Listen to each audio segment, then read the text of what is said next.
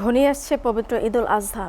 জমে উঠতে শুরু করেছে বরিশালের বিভিন্ন পশুর হাট। তবে বাজারে পর্যাপ্ত দেশি গরু ছাগলের সরবরাহ থাকলেও মানুষের হাতে টাকা সংকটের কারণে এখনও পুরোপুরি জমে ওঠেনি বেচাকেনা। কাঙ্ক্ষিত দাম না পাওয়ায় বিক্রেতাদের মাঝে অসন্তোষ থাকলেও প্রাণী সম্পদ বিভাগ জানিয়েছে স্থানীয় পশু দিয়েই শতভাগ চাহিদা পূরণ সম্ভব।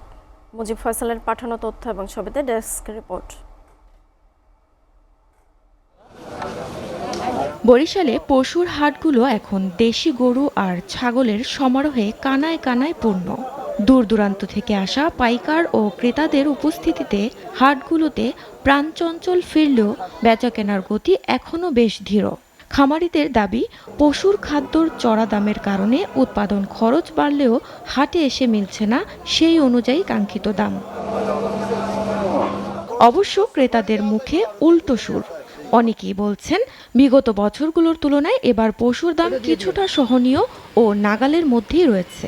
আজকে একটু ভালো গতকালের থেকে, তবে আমরা আশা করতেছি যে আগামীকালকে এবং পরশুদিন এই 2 দিন পরিস্থিতি ভালো যাবে এবং আরো বেশ কিছু গরু আসার কথা রয়েছে। আজকে বা কালকের মধ্যে তো গরু কিনতেই হবে, কালকে পরশুদিনই তো ঈদ।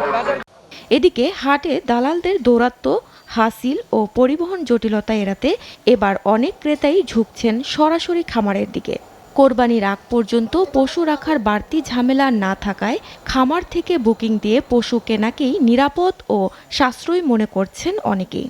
তবে ঈদের বাকি আর মাত্র 2 দিন, তাই শেষ মুহূর্তে বড় ধরনের বেচাকেনার আশায় প্রহর গুনছেন ব্যবসায়ীরা। কিন্তু অনেক আশা করে আসছিলাম বেচার জন্য, কিন্তু দাম বলে অনেক কম।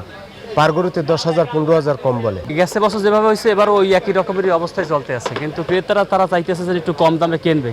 বিভাগীয় প্রাণী সম্পদ দপ্তর জানিয়েছে, বরিশাল বিভাগে এবার কোরবানি পশুর কোনো সংকট নেই। স্থানীয় পশুর মাধ্যমেই শতভাগ চাহিদা মিটিয়ে প্রায় 67,000 পশু উদ্বৃত্ত থাকবে। হাটে অনৈতিকতা রোধ ও পশুর স্বাস্থ্য সুরক্ষায় নিয়মিত তদারকি চলছে বলেও জানান দপ্তরটি। এবার হাটে আমাদের যে ভেটেরিনারি টিম থাকবে তাদের মাধ্যমে গরু নির্বাচন বা কোনো সমস্যা হলে সব ধরনের সহযোগিতা দেওয়ার জন্য আমাদের প্রাণী সম্পদ অধিদপ্তর বরিশাল বিভাগ সচেষ্ট আছে। সব শঙ্কা কাটিয়ে শেষ মুহূর্তে কেনাবেচায় খামারি ও ক্রেতা উভয় পক্ষই লাভবান হবেন, এমনটাই প্রত্যাশা সংশ্লিষ্টদের। SATV news desk.